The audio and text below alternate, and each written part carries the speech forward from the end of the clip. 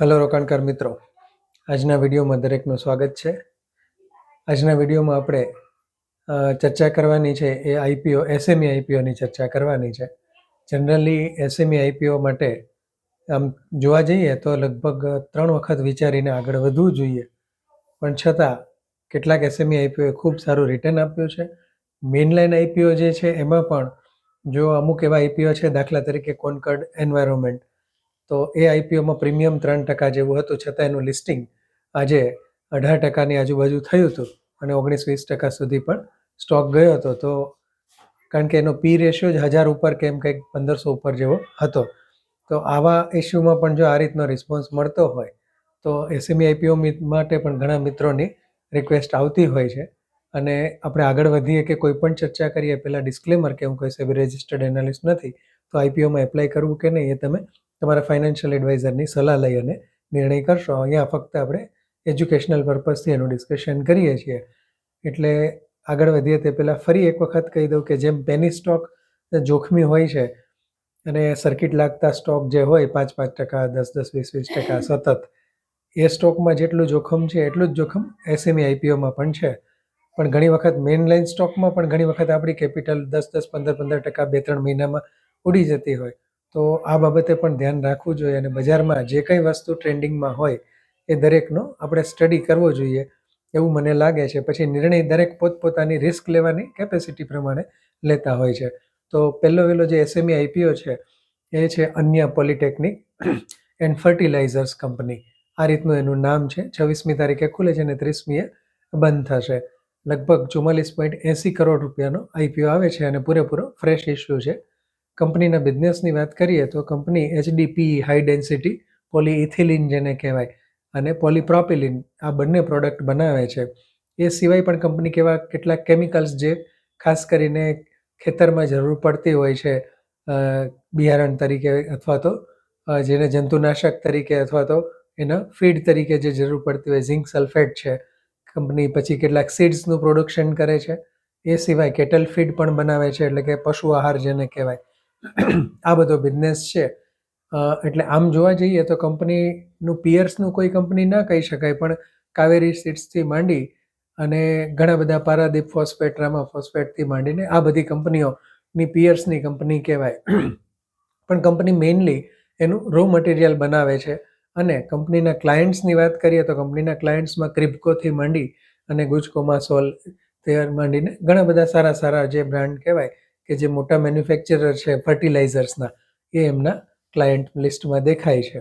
તો આ થયો કંપનીનો બિઝનેસ. હવે કંપનીની વાત કરીએ તો એનું પ્રીમિયમ જે કહેવાય કે અત્યારે 29% જેવું ચાલે છે ગ્રે માર્કેટ પ્રીમિયમ. પણ ગ્રે માર્કેટ પ્રીમિયમ તો અંદાજ હોય છે, એટલે એ જરા ધ્યાનમાં રાખવું જોઈએ. અને અમે એસએમઈ આઈપીઓ માટે 20-30% પ્રીમિયમ એટલે રિસ્કી થોડું વધારે કહેવાય. કંપનીના ફાઇનાન્શિયલ્સ ઉપર નજર નાખીએ તો રેવન્યુ દર વર્ષે વધતી જાય છે. જે 22થી અવેલેબલ છે એમાં પ્રોફિટ 0.70 કરોડ હતો, પછીના વર્ષે 5.70 થયો, પછી 9.98 કરોડ પ્રોફિટ થયો અને અત્યારે છેલ્લા થોડાક મહિનાઓનું જે મૂકેલું છે રિઝલ્ટ એમાં 4.54 કરોડ છે. એટલે કંપનીનો રેવન્યુ ગ્રોથ અને પ્રોફિટ ગ્રોથ પ્રમાણમાં સારો કહી શકાય. એ રીતનો ટ્રેક રેકોર્ડ છે કંપનીનો.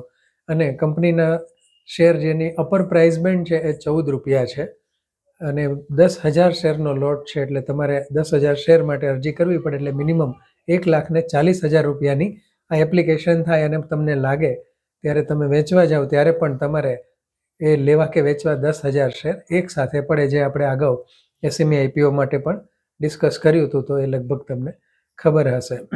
બીજો આઈપીઓ જે છે એ છે સિટી કેમ કરીને, કે જે 27 ખુલે છે અને 31મી તારીખે બંધ થાય છે. બહુ નાનો ઇસ્યુ છે, 12.80 કરોડની એમાં ફ્રેશ ઇસ્યુ છે.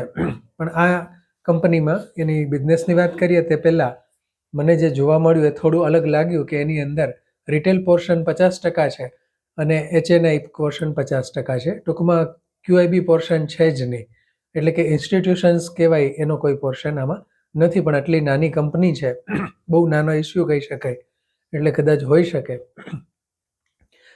કંપની જૂની છે, 1992થી કાર્યરત છે. કંપનીનો મેઇન બિઝનેસ કેટલાક કેમિકલ્સ બનાવે છે, એના નામ તો આપણે માટે કંઈ કેમિસ્ટ્રી જાણવાથી ફરક નથી પડવાનો. એ સિવાય કંપની ફાર્મા ઇન્ડસ્ટ્રીઝમાં ડ્રગની પણ કેટલાક મોલેક્યુલ્સ એના પણ લગતા કેમિકલ, ફૂડ કેમિકલ પણ કેટલીક જાતના બનાવે છે. એટલે મેઇનલી આમ જોવા જઈએ તો કંપનીનો એપીઆઈને લગતો બિઝનેસ છે એવું કંપનીના પ્રોસ્પેક્ટ્સમાંથી આપણને જોવા મળે છે. એટલે બિઝનેસ જે છે આમ કેમિકલ અને થોડો ઘણો ખાસ સેગમેન્ટવાળો કેમિકલનો કહેવાય, ફાર્માને લગતા થોડા કહી શકાય, થોડા ફૂડ રિલેટેડ કહી શકાય. કંપનીના ફાઇનાન્શિયલ્સ જોવા જઈએ તો 2022 પછીથી પ્રોફિટ જે છે 0.24 કરોડ, 0.36 કરોડ અને છેલ્લે જે ઇસ્યુ આવવાનો છે એના આગલા વર્ષે 1.12 કરોડ છે. છેલ્લા થોડાક મહિનાનું જે સર્વાયું છે એ બહુ ઓછું છે, 0.20 કરોડ છે.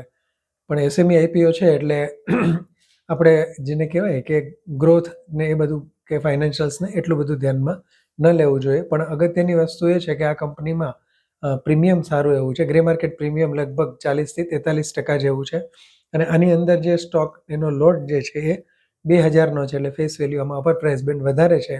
પણ આની અંદર પણ તમારે જે એપ્લાય કરવાનું થાય છે એ 1,40,000 રૂપિયાની જરૂર પડે જો તમારે એપ્લિકેશન આમાં કરવી હોય તો. અને પ્રીમિયમ લગભગ 40%થી ઉપર ચાલે છે.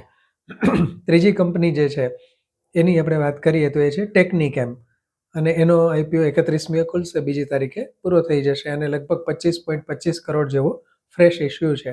આ કંપની જે છે એ પણ 1996માં સ્થપાયેલી કંપની છે અને મેનેજમેન્ટ જે છે એમાં સરનેમ પંડ્યા છે, લગભગ ફાધર અને સન હોય એવું લાગે છે. બિઝનેસની વાત કરીએ તો મેઇનલી કંપનીનો બિઝનેસ સ્પેશિયાલિટી કેમિકલ્સ, પિગમેન્ટ અને એને લગતો છે. કેટલાક કેમિકલ્સ બનાવે છે. ખાસ કરીને કંપનીના પિયર્સની વાત કરીએ તો તમને આઈડિયા આવશે કે આના જેવું જ પ્રોડક્ટ બનાવતી કંપની એમી ઓર્ગેનિક્સ જે છે, અનુપમ રસાયણ છે, આવી બધી કંપનીઓ એની કોમ્પિટિટર છે. એટલે એ જ બિઝનેસ છે. પણ આ કંપનીના ફાઇનાન્શિયલ્સ જે કહેવાય એ થોડા મને અલગ લાગ્યા છે. તો 2022માં 3.42 કરોડનો પ્રોફિટ, 23ની અંદર 1.73 કરોડનો પ્રોફિટ અને ત્યાર પછી 24માં 4.74 કરોડનો પ્રોફિટ અને છેલ્લું સર્વૈયું જે છે એમાં સાવ મામૂલી એવો પ્રોફિટ છે. એટલે કે બહુ ચડ ઉતાર આવે છે કંપનીના પ્રોફિટ અને રેવન્યુમાં ખૂબ વધારે પડતો વધઘટ જોવા મળે છે. આ એક ધ્યાનમાં રાખવું જોઈએ. ગ્રે માર્કેટ પ્રીમિયમ પણ 20% છે કે જેને આપણે ઓછું જ ગણી શકાય. અને કંપની લગભગ 2000 શેરનો લોટ છે અને 55 રૂપિયાની અપર પ્રાઇસ બેન્ડ છે. તો આ ઇસ્યુમાં તમારે એપ્લાય કરવું તો 1,10,000 જેવી કિંમત આમાં થાય. તો મિત્રો આ 3 કંપની, અન્ય પોલિટેકનિક અને ફર્ટિલાઇઝર કહી શકાય, સિટીકેમ અને ટેકનિકેમ, એમાંથી અન્ય પોલિટેકનિક જે છે ફર્ટિલાઇઝર ને સીડ્સને એને લગતી કંપની છે. બાકીની બંને કેમિકલ અને ડ્રગ્સ રિલેટેડ કંપની છે. પણ ગ્રે માર્કેટ પ્રીમિયમ જે છે સિટીકેમનું થોડું વધારે છે.